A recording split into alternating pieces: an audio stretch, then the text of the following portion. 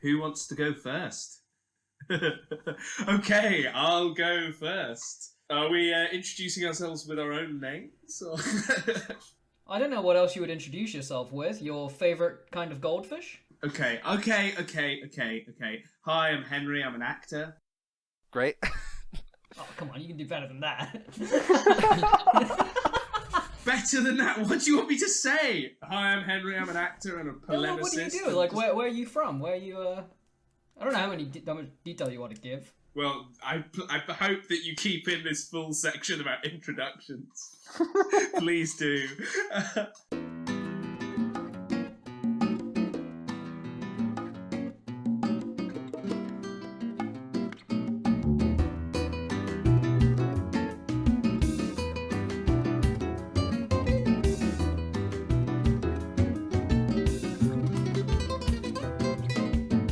Okay. Hi, I'm Henry. I'm an actor.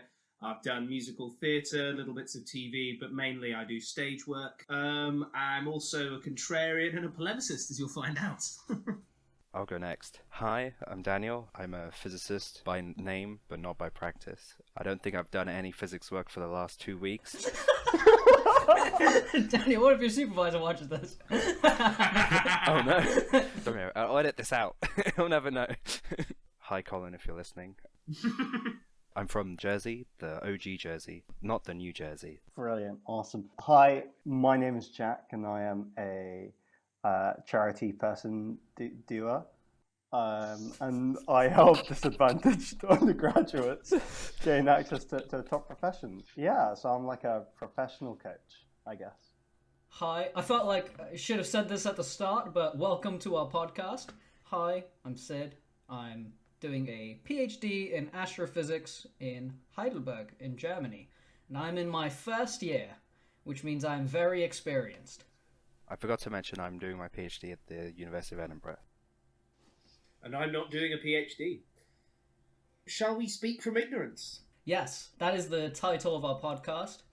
So into the meat of the podcast. We've got two exciting topics, right? This is going to be the name of it as well. Consumerism and coronavirus. Oh yeah, I quite like that one. Yeah. Well, I guess why not start with coronavirus, since that's like the main thing on everyone's mind at the moment. To date the podcast, this is recorded at the end of April 2020, at the lower end of the coronavirus pandemic. The worst, hopefully, is behind us, though I doubt it. What we thought was the worst. Yeah. Of course, you listeners in the future will know how it turns out. For those of you in posterity, the 3 people left in the ghost town that is London in posterity, when you find just my audio files, know that we thought that this was the worst. How's coronavirus life affecting you guys? Maybe you first, Holmes. Probably affected you the most.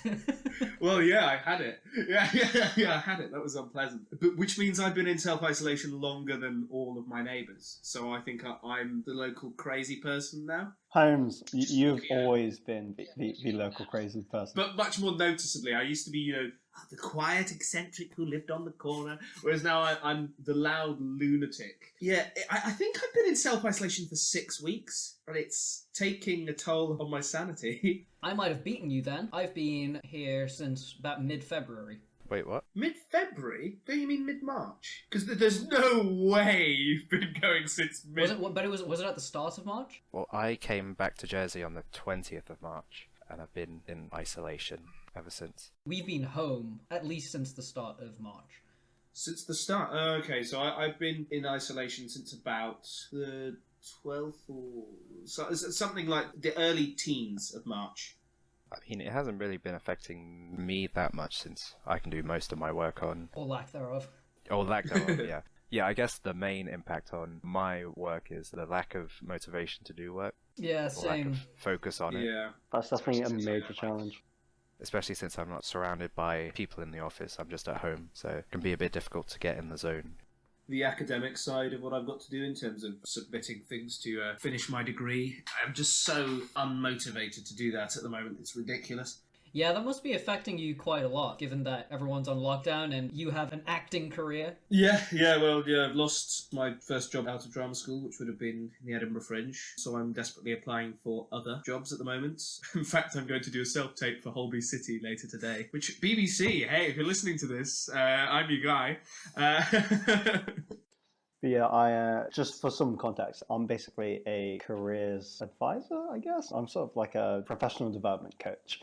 So I help students with interview coaching and stuff. And it's really obvious that a lot of my students are kind of suffering right now because a lot of them have had their internships cancelled or like grad job offers reneged, just like Holmes. Speaking to them has been kind of eye-opening to like the scale of what's happening out there. But for me personally, it's been pretty much fine. A lot of what I do remotely anyway. So we've been continuing, and I feel like now it's even more important that we keep doing what we do because the strain is so much harder. Yeah, the biggest thing for me is my summer internship scheme was cancelled. I was going to host a summer internship and already had a candidate from the US. It's the RISE, RISE Germany scheme. To anyone who might be interested, they do it all in a lot of fields. I'm not sure if it's Sorry, just the science, rise of Germany. I've heard that before. No. There's no of. There's no of. Yeah, but it's all across Germany, and they basically pulled the entire program and said, we'll try again next year because flights and everything is down. Good thing nobody had booked anything yet. They were quite quick in actually pulling the plug on that. Also, a conference I wanted to go to was cancelled. Actually, also moved to summer of next year. So, there's that. I was meant to be going to Chile in June to do some observing, but that's not going to happen. No, Chile's cool. Where would you be going? Lucia? Lucia, yeah. I mean, I'll probably get an opportunity to go again. It's only the first year of my I'd hope PhD, so. yeah. Given that you have a direct imaging background. Oh, more context. Jacque, Daniel, and I all did our undergrad and masters at Exeter. And Henry. You can hear more about this in the pilot podcast exclusive. No. Yeah, that one we're never releasing. But yeah, back to the coronavirus, the thing on everyone's minds. What is Germany's response to the coronavirus been, really? I haven't seen much coverage about it. Very good. If you also look at the numbers, Germany has 156,000 cases, of which 109,800 have recovered, and there's only 6,000 deaths. Oh, that's very good. Which is, yeah, so Germany's in the top 6, if you include the UK, for number of cases, but Germany has 6,000 deaths, whereas the UK, who's at the bottom, has 20,000 deaths. Which is crazy. Also, I'm pretty sure our numbers are severely underreported. Yeah, well, we haven't been testing. Everyone's is underreported, though, I'm pretty sure. Yeah, to a certain extent. But I feel like ours is more underreported than others. I don't know. The USA, they didn't test anyone for weeks. The USA's out here making us all look good by comparison. Yeah, I mean, you should just inject disinfectant into your lungs. That'll kill it. Yeah. That is a joke that will not age well. Apparently, a man was admitted to hospital recently for trying to basically give him... I can't remember what they said he was giving himself, like an endoscopy or something, with bleach. That will probably kill you. But to be fair, then you can't go down as having died from coronavirus, so the numbers look good. So are you saying Donald Trump is right? Yeah, it might just be a plan, you know? A cunning plan, like apparently the Greek father of medicine, Asclepius. Nobody ever died under his care in his temple, because if anybody looked like they were going to die, he threw them out of the temple. So that's how you keep your numbers good. It's a good plan. But yeah, after that sort of initial scare, I say initial scare that lasted a month, now that we've been in isolation for so long, it's dying out on its own, which is good, but yeah, I think it's going to go back up. Well, some people are predicting that there are going to be periods where we're in isolation and periods where it's normal for like the next maybe even year or so. I don't see it going back to full normality until we get a vaccine or something. Yeah, and that's a ways off.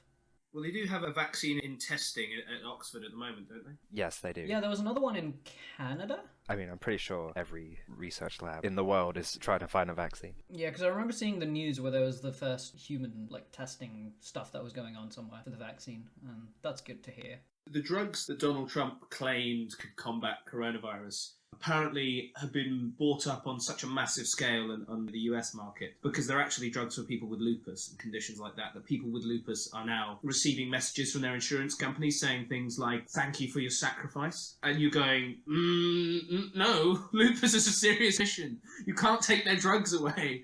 Sounds pretty American. Yeah, it does, really. NHS. Get it. It's good. Well, it's Don't have the NHS, but I do have public health insurance, so... yeah, NHS or an equivalent system that functions. Other health services are available. Something where the government doesn't let you die from illness. Yeah. What kind of crazy government would do that? I've sort of switched off to a lot of the news at the moment, because normally I'm much more attentive to it, but just because it's all coronavirus. Yeah, I've stopped caring. Yeah, you get desensitized to it, I think. Yeah, well, the thing is, I've been in isolation. I'm doing everything I can to not get infected. I don't really care, because I know things are, normalizing out. Yeah, I just feel like updated numbers isn't really that helpful, and it doesn't really help you make your own personal choices. As long as you're still listening to the experts in terms of what you should be doing, in terms of when you should and shouldn't be self-isolating, that's great.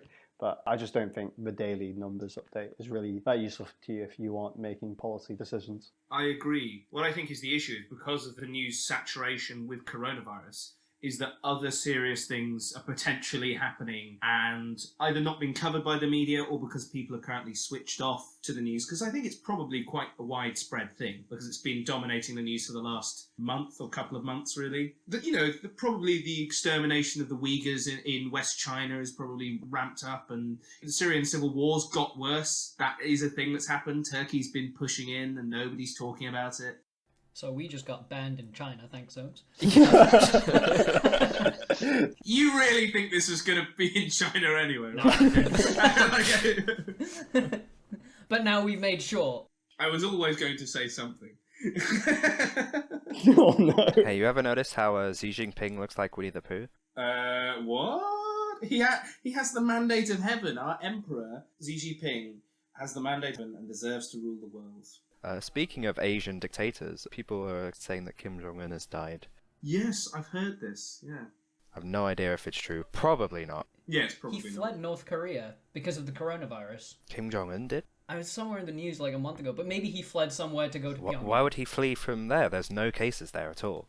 Yeah. Yeah, no, they have an excellent health service. How bad do you reckon it is in North Pretty Korea? bad. In terms, not normal, everyday North Korea, but as in the coronavirus... Because it's been bad in South Korea, and they've got much better healthcare than North Korea.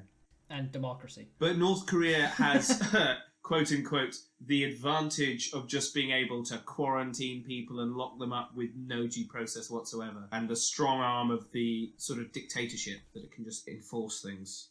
They also don't have any food, though. So. Yes, yeah, no, that's true. You win some, you lose some. The benefits are different forms of government. But what I was going to say is, I agree that the coronavirus has sort of swamped the news over the past few months, to the point where even the oil stuff that's going on is sort of taken a back seat, but that's pretty serious. Mm. Yeah, that was pretty crazy. Yeah, the oil prices, what happened there? I'm still not entirely clear, actually, because I missed what the cause was. Well, basically, because everyone's staying inside, so there's less demand for fuel. Yeah, I think it's... And... Well, actually, I believe it's a little bit more complicated than that. I am no expert, so I am speaking from ignorance here. There was a trade agreement that basically artificially limited the supply of oil, which made it more expensive, right? But that agreement ended recently, which meant that Russia and a few other countries have been having a price war to try and gain more of the market share, which has meant that the price of oil has been falling. And then coronavirus happened, people stopped using cars, people stopped using planes, so demand went down too. So when you have low prices, low demand, and large supply, just everything's bad. Yeah. Sammy was saying it was negative at one point, right? Yeah. Is that a trade agreement through a body like OPEC or something like that? Or is it I'm 90% sure it was OPEC. Because Russia isn't a member Yeah, of OPEC, it was the OPEC stuff that you're referencing. This was the 13th of April, so it says on Sunday. So a couple of weeks ago, they finalized a historic agreement to cut production by 9.7 million barrels per day, which is the single largest output cut in history. And then prices started falling. I think after that, the trade war and stuff happened.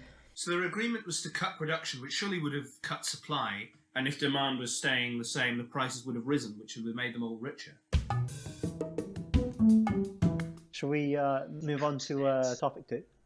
Yes, topic 2 suggested by Jacque. Maybe you want to introduce it. So topic 2 is, since the pandemic, we've seen that the economy has been really struggling.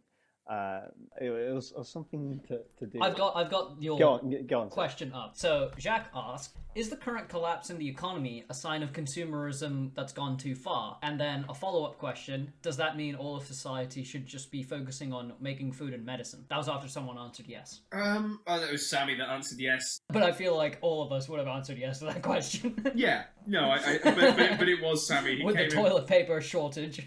Oh yeah, no, that was ridiculous. Yeah, so at the start, it's all good now, at least here. I'm not sure about you guys, but It's fine here. Yeah, it's pretty back to normal here. When you go to the shops, they're pretty well stocked. what about mainland UK? It's fine here, but to be honest, that's because where I live in Tooting, I have a plethora of options about which shop I go to, so and as does everybody else. So no one shop has been overwhelmed, whereas I'm sure that there's somewhere where there are fewer options, perhaps it is still a problem, but here it's fine. Where I live, there are 4 options, if I remember correctly. 5 for toilet paper, because one of them is just like a Boots, for example. A Boots-esque. It's called DM. Deutsche Medizin! Probably, I don't know. I don't know what it stands for. if I'm fully honest. But we've had toilet paper in good stock for the past few weeks now. It's been fine. I haven't had to restock since we had toilet paper. But yeah, when that first hit, it seems like such an odd thing to hoard, though. Yeah. Yeah, it's crazy. I've just Googled a definition of consumerism, so we're all on the same page here. Go on. Okay. Okay. And I found it really interesting that, I think this is Merriam-Webster, but whatever. Wordnik, it's like the top result, that's a little inlay. It says, first, the movement seeking to protect and inform consumers by requiring such practices as honest packaging and advertising, product guarantees, and improved safety standards.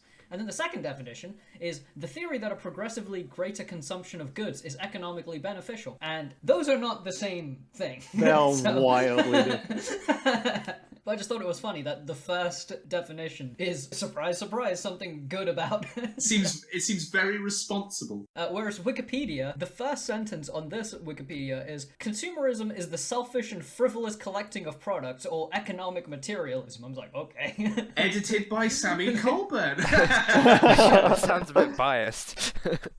Wait, this says something different now. I clicked the link and now it's different. Well, we witnessed to some Wikipedia vandalism. Whoa. So you know how if you're on a search engine, it's like page and then a little description of what, or like the first whatever. That's what I just read in there. But if you click on the Wikipedia page, it says, consumerism is a social and economic order that encourages an acquisition of goods and services in ever-increasing amounts. Which is the same thing, but written in a much more neutral tone. So now I'm... Interesting. Yeah, I feel like that might have been that might have been some Wikipedia vandalism you just saw there. DuckDuckGo? What's going on? DuckDuckGo. Other search engines are available. Okay, going back to whether or not the economy struggling right now is a sign that consumerism has gone too far. Does that just mean that luxury items is bad? Because surely, having a skilled craftsman being able to create really nice cabinets, is that a bad thing? No, but I think like with everything, you can go too far. And I think that was pretty clear when people started hoarding just common household goods. We went to DM, I'll just use the example, and they had to put a limit on how much hand soap you could buy. Everyone could only buy, I think, 3 at once because that was out. Because people were panicking about soap. And it kind of begs the question, like, what were you guys doing before all of this? Were you just not washing your hands or using toilet paper? Like, life just goes on at normal. You're home more, but it doesn't mean you have to wash your hands every 10 seconds. Well, it's panic, isn't it? People get this idea in their heads, don't they, that they go, well, these are the restrictions now, it's only going to get more restrictive, so I better buy 15 while I'm here at the moment. And then that leads to those measures becoming necessary. And also it's a vicious cycle where people panic buying the toilet paper makes them more rational. People go, oh no, everyone's going to buy it. I should buy some now before it's all gone. And then it just keeps going until it's all gone. And then some idiot like me who left it too late went into the store and then there's nothing left. I had exactly the same problem. Yeah. But masks, hand sanitizer, places like Amazon sold out for that, at least Amazon, the German one. And you couldn't get anything for that first month. And it sort of begs the question, like, how much did that then pause the successive feedback loop of the coronavirus? Because now you have people who probably aren't, well, they're probably still as hygienic as they should be, but potentially not. And you have some people who are not able to have access to those services. And we don't really know how much this stuff works against the coronavirus in entirety, but I don't know if that had an effect on it. But for example, I don't know, how was the public transport for you guys? Because they closed a lot of lines near where I am, and they closed all long-distance travel stuff like that. Well, I presume that when I picked up all my coronavirus symptoms before I self-isolated as soon as they appeared. That was quite early in the day as well. I'd like to clarify for any listeners thinking I'm a person walking around spreading it. But I had to travel on the London Underground twice daily, and I work in a pub at weekends, so I think it... So you probably gave it to a few hundred people. But whoever gave it to me probably also gave it to several hundred people. That's the thing. And some people are asymptomatic, so they could have gone around for weeks before that, spreading it to thousands of people, kinds of cramped metropolitan areas. I think it's inevitable that it's going to spread to lots of people, and I think the mitigation measures probably should have been put in place earlier. Oh, definitely. Particularly the whole thing about the closing of pubs and clubs and other social places. Yeah. Because the advice in the UK was just, please don't go if you want to refrain. But we're not actually going to close them. You really think that's going to do anything? Some people are alcoholic, or they're habitual drinkers, or whatever, and they'll go to the pub no matter what after work. And the people who work in the pubs need that money, because until you shut them down, they can't receive that support. Yeah, I think this is a pretty good instance in which government action and government regulation was really important, and just the speed of that. So more sort of authoritarian countries were obviously able to push that a lot faster. Well, Saudi Arabia cancelled the Hajj, didn't they? Very, very early in the day after their cases appeared in a couple of Middle Eastern countries, which is, I suppose, pretty extreme if you're... But I mean, that would be a perfect breeding ground for it, because you've got hundreds of people coming over from all around the world. Yeah. Who are then going to go back? Yeah, who they're going to catch it there and then spread it to their home countries, yeah. Yeah, the SpaceX conference, not that SpaceX, but the Space Society at the University of Exeter host an annual sort of astronomy and space science conference, which Jacque and I were going Sponsored to by SpaceX. Well, not really. I was going to go, Jacque and I were both going to go, and my hotel got cancelled. They actually, closed down the hotel and everything. To be honest, I think that's probably one of the reasons that Britain's economy is suffering so much, is that it's a largely service-based economy. And when people can't go and use those services, there's no money circulating, because we don't actually have much of an industrial base, so we're not producing a huge amount of stuff. And even for those major countries that do produce things, the amount of international trade has just gone down because nobody's travelling at the moment. But also, I feel like, lockdown isn't very good. Isolation, you don't want to live like that, but it kind of goes to show how much you can get done without all of the normal level of consumerism that we had. I mean, life is still going on normally, we're not meeting everyone, but if we sort of kept the same level of consumerism that we have now, it's still very sustainable. So I think it almost showed the problems that we already have. Okay, so what do you think is going to happen afterwards? Because I, the cynic that I am, think everything's going to get returned to normal. I don't think we've learned anything. We have all these nice news articles where nature's coming back, there's dolphins in the canals of Venice, our carbon footprints have been reduced, and we're just going to go back to normal, if not worse. That's a super interesting question, because I think some things will just go back to normal. They will just bounce, but there are some contractions in certain economies which I don't think will bounce. And I'm going to put this disclaimer here again. I'm not an economist, so I am speaking from ignorance. Yeah. Maybe put this disclaimer at the start of the podcast, because don't actually listen to any of our opinions as fact, because none of us actually know what we're talking about. We're just speculating, and it's fun. No, none of us are experts. I am the least qualified to comment on the economy. But something that was really damning that came out recently was a report by The Business of Fashion. And it was a paper that was co-written by McKinsey & Company, which basically said that the industry is going to be fucked within 3 months or something, right? So in 3 months, I think it was 30% of the industry is going to be under distress. It sounds like a lot of business leaders in the fashion industry are currently making steps to move away from fast fashion because no one is buying clothes right now. So if they're going to survive this period, they have to evolve. And so I genuinely think by the time we exit this period of uncertainty, the fashion industry is going to look majorly different. Yeah, there are some things that just can't bounce back. I mean, throughout all of this, we've started using less cars and stuff, obviously. But I also feel like maybe people will just limit that in general now. And I think right after it, it's going to surge quite high since people have been missing that. But then, I don't know. I'm a little hopeful that people will remember that, you don't need a car. Yeah, I'm really hopeful that loads of businesses will remember that working from home is a completely valid option, right? If everyone took a work from home day once per week, we could reduce public transport by 20%. Yeah, that is how that maths works. It checks out. Yeah, my dad has said once it all goes back to normal, he said he'll probably take 1 or 2 days working from home a week now, since he's got used to it. I take 1 day working from home a week. Obviously, as a PhD student, I have slightly more freedom than most workers. Yes, yeah, it's very different for us. Yeah, I take 1 day a week working from home, and that mainly helps me do some writing and, just things I don't need to be in the office for. Obviously, being in the office, you need to go to the office to meet with people. As a scientist, that's how science gets done. You need to talk to people, get your ideas out there, get new ideas. We don't actually need to go to the office to talk to people, because I don't know about you, but all my journal clubs and meetings with my supervisor have just carried on via Zoom or Skype or... Yeah, but it's more of the fact that you can't just drop by someone's office and talk to them. You don't see people working. And I think in general productivity for everyone has decreased, because it's difficult to also work from home. It's difficult to get that balance. That's why I think a lot of companies haven't fully transitioned to working from home before this, is because, you look at productivity rates and some people aren't very good at working from home. Some other people are fantastically productive at home and they get huge amounts of work done. Something else is, in the UK, there are self-service checkouts, everywhere. That's not a thing here. Is it not? Really? In most supermarkets, you don't have self-service checkouts. Yeah, I forgot about that before I moved here again, and I'd just gotten so used to living in the UK and having that. Then when I came back to Germany, then no self-service checkouts. And also, it's a cash-driven economy, or it's not very cashless here.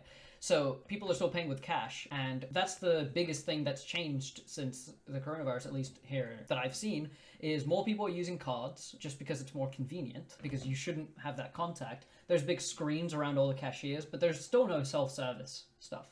I left Germany in 2005, so there were no self-service checkouts then. But I just presumed that it would have caught on, because I haven't really been back to Germany. I haven't been back to Germany at all since then, actually. But I just presumed it would have changed like it has in Britain, slowly over the intervening sort of decade, and have been phased in gradually. I wish. So in the UK, we would go to cafes and stuff in Exeter and not pay in cash, right? We'd still pay by card. Whereas here, you can pay in cash. If you go to a restaurant and it's like €70, you still pay in cash. That's normal. Whereas to me, that's very abnormal now, since it's just so much easier to have everything tracked through your bank. Well, I mean, let me just give a disclaimer. I'm a coin and currency collector, so I'm a nerd. Before I go any further, but talking as a nerd for that kind of thing, I find it quite sad. And I saw a statistic earlier today that made me quite sad, that only 10% of global currency actually exists physically, which didn't surprise me, but it upset me. Holmes, I'm going to send you a picture of a coin I found, which is apparently from the... And I will value it for you. From the French Republic. Which one? Yeah, I don't know. I'm not a coin collector. Because they're on their 5th now. Oh, really? Yeah, because they nearly had a civil war in the 50s, which everyone forgets about. Then they had to get Charles de Gaulle, and he changed their constitution and created the Fifth Republic. I found that in a trolley coin dispenser thing. I put it in, and instead of €1, that popped up. And then I did it again, and I got 100 Chilean pesos. So I got scammed both times. It's a franc from the Fifth Republic. Well, it's not a franc, actually. It's 20 cents, but it's 20 cents from a franc. From the Fifth Republic from the 70s. Nice. 1972, I think. So I don't know exactly what that's worth. 0. We don't use them anymore. Well, but to a collector it's probably worth £2. Can I just say out loud, for any viewers who may have been impressed by Holmes dating a coin, I would like to remind you that all coins are dated. Yeah, they have the dates written on them. Hey, not all. I approximately dated... Well, no, it does say 1972 on it. Yeah, I identify. I approximately dated a Tudor coin for a friend of mine. They were insistent it was Henry VIII. I was insistent it was Henry VII because you can tell from the position of the monarch, because Henry VII faces straight out from the coin. Whereas on Henry VIII's coins, he's in profile on his coins and he's the first monarch to do that. Don't they flip which way the monarch's facing on the coins each time? They do. And I believe the Queen faces left. No, she faces right. It's because she faces left on stamps, but she faces right on coins. Ah, damn. But getting back to the point, we were actually talking about consumerism before all of this, and does this mean... The answer is yes. All of society should focus on making food and medicine? We should all focus on farming. Yes, I can resign. I think a better question is, should we prioritize that over luxury goods, for example? Prioritise, maybe. And in the short term, certainly. Very much in the short term. I don't know, because I don't think there's a food and medicine shortage to the consumer level. There might be a medicine shortage to people who would normally be affected. Well, no. Like, the issue is, like, right now, because everyone's staying indoors and we aren't buying anything, that means that the fashion industry and the entertainment industry and basically anyone who doesn't sell food and medicine, they're really struggling. And the idea is, do we need those industries? If those industries are about to collapse because we aren't spending money on them, do we really need them? Well, it's like that classic expression, man cannot live by bread alone. I mean, brutally, yes, he can. But does he want to? That's the question, I think. And do we want to live without these things? And I personally go, no.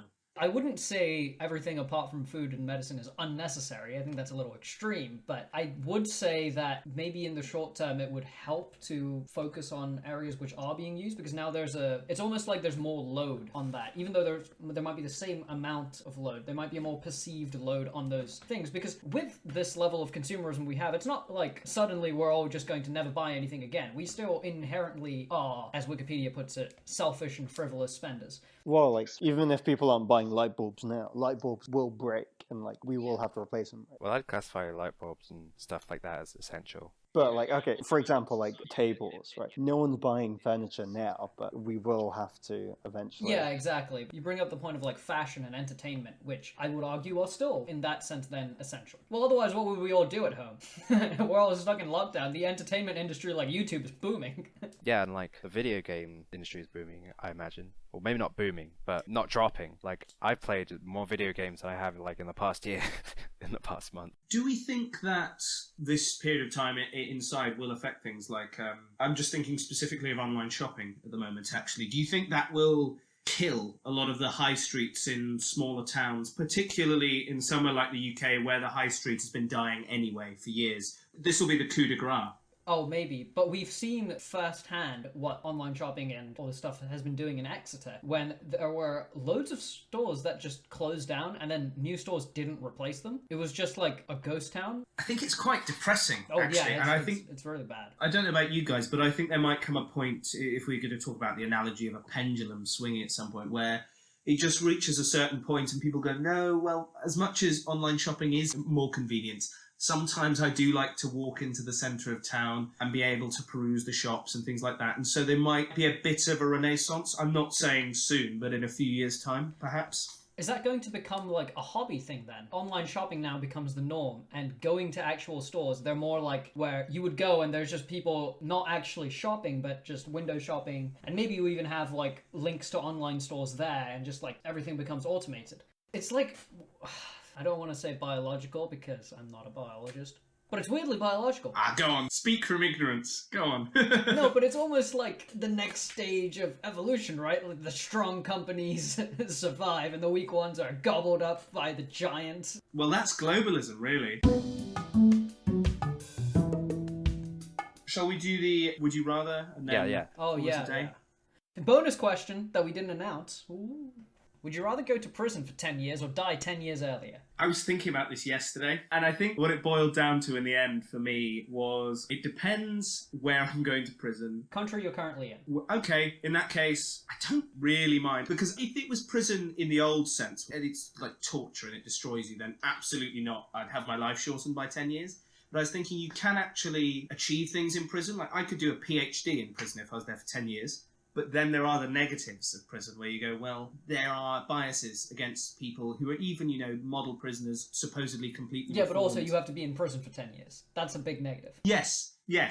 I mean, but the quality of life in prison now, I'm not saying it's fantastic, but it's not what it was 50 to 100 years ago, where you go, no, this is actual torture.